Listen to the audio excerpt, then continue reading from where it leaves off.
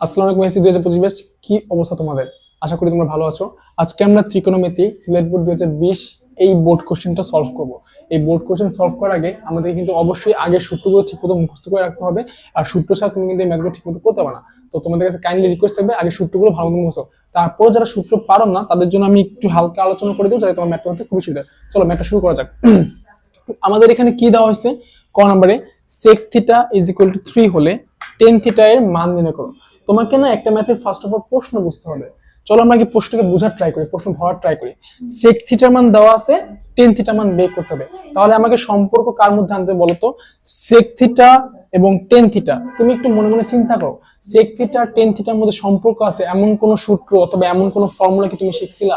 তুমি যদি একটু ভালো মতো মনে করো, আমার আগে ভিডিওগুলো দেখে থাকলে তোমার মনে পড়বে যে স্যাকাটাঙ্কে নামে তুমি কিছু একটা শুনছিলা। স্যাকাটাঙ্কে মনে আছে? আমি সূত্রটা এখানে লিখে দেই।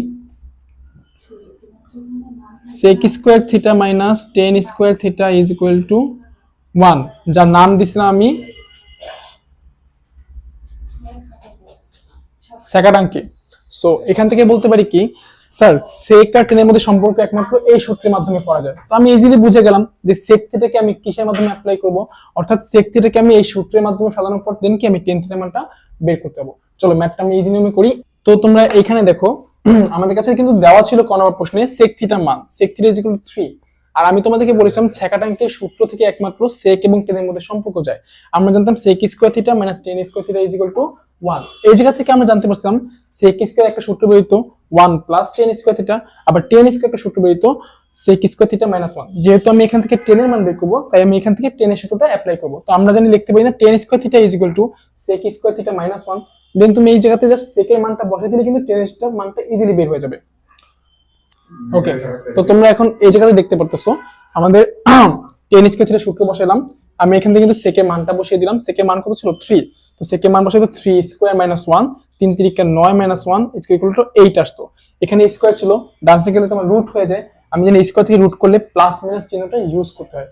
যারা এই বিষয়টা জানো না তাদের ক্ষেত্রে একটা বিষয় বলে রাখি, মনে করো a square is equal two 2 আছে, এখান থেকে এর মান কিন্তু প্লাস মাইনাস অফ রুট 2 বলতে হয়। ওকে, তো আমি যখন প্লাস রুট দিব তখন কিন্তু অবশ্যই প্লাস মাইনাস ইউজ করব। আর প্লাস মাইনাসের ব্যাপারটা কি জানো?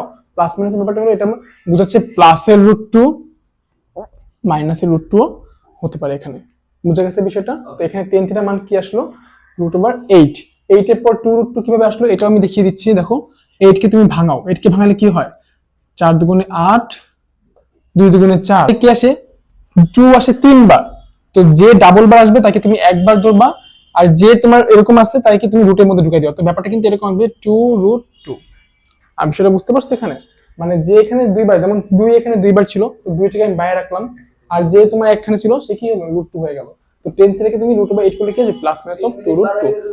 চলো আমরা নেক্সট ম্যাথটা শুরু করে ফেলি। নেক্সট ম্যাথ আমাদের আছে খ নম্বরে, প্রমাণ করতে বলছে p square is equal to c, যেখানে p এর মান দেওয়া ছিল sec a plus tan a, আর c এর মান দেওয়া হয়েছিল cosec a plus 1 divided by cosec a minus 1। অর্থাৎ আমাকে প্রমাণ করতে হবে কি বাম পক্ষ সমান সমান ডান পক্ষ। তোমাকে না আগে ম্যাথের প্রশ্নটাকে ধরতে হবে যে প্রশ্নের মধ্যে আমার কাছে কি চাইছে। এখানে sec a প্লাস tan এর থেকে cosec কে চাইছে, তো sec tan এই দুটো থেকে আমার cosec কিভাবে আনবে সেটা দেখতে হবে। তুমি একটু না এদের মধ্যে কানেকশন ধরার ট্রাই করো। যেমন তুমি sec a tan এ বলতে কি বুঝতেছো?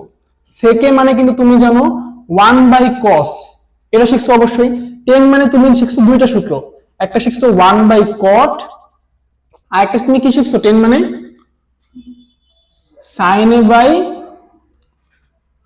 cos এ শিখছিলা। তো দেখো sec আর tan এর মধ্যে যদি সূত্রে ভাঙাই, এই সূত্রগুলো কিন্তু ওদের মধ্যে কমন যায়, নরমাল বিষয়। আবার খেয়াল করো, আমাকে আনতে হবে cosec এর মধ্যে।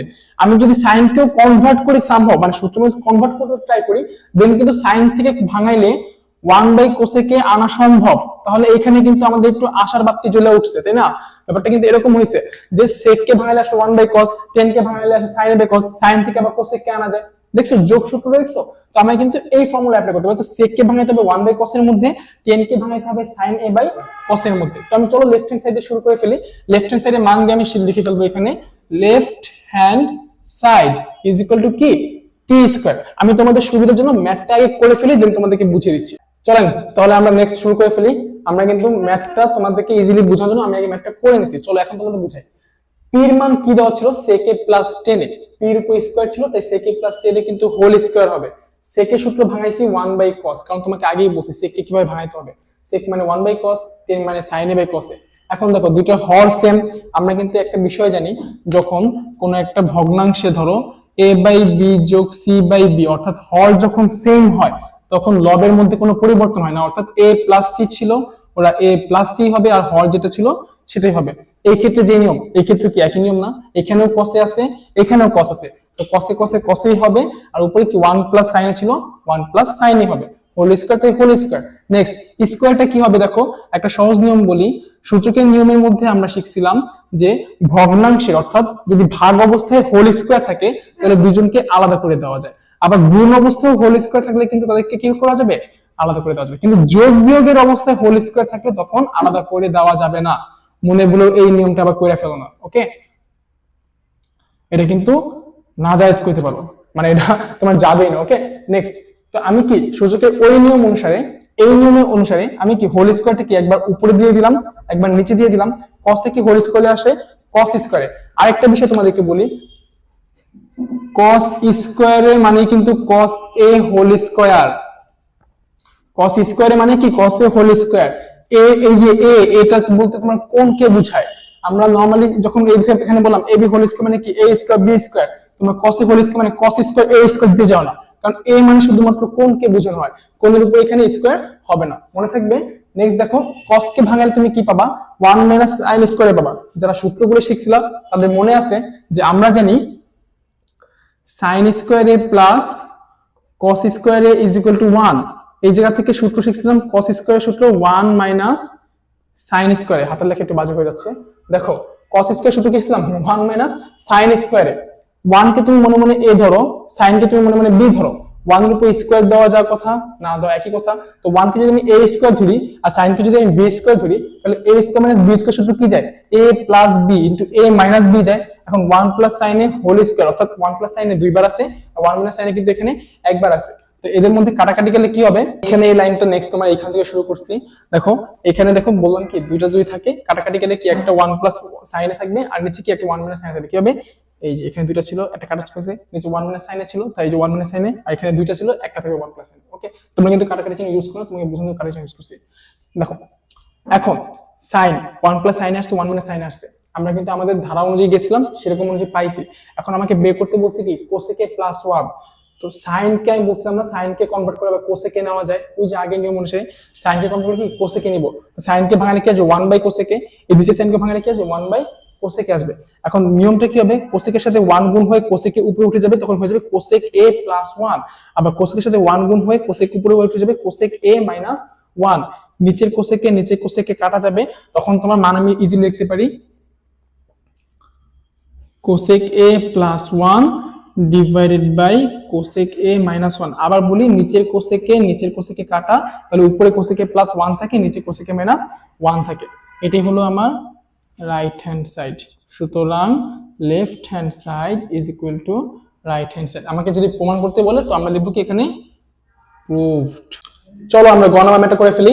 গণনা ম্যাথে কি প্রশ্ন করা হয়েছে আমাকে, p by q is equal to 2 plus root over 3 divided by 2 minus root 3, এবং a হবে সূক্ষ্মকোণ, a কোণটা p মান ছিল কি যে sec a, এই a কোণের কথা বলছে সূক্ষ্মকোণ। সূক্ষ্মকোণ কারা বলতো, 90 ডিগ্রি থেকে ছোট কোণকে কিন্তু সূক্ষ্মকোণ বলা হয়, অর্থাৎ আমার a হবে সূক্ষ্মকোণ এবং a এর মান নির্ণয় করতে বলা হয়েছে। চলো আমরা নির্ণয় করে ফেলি।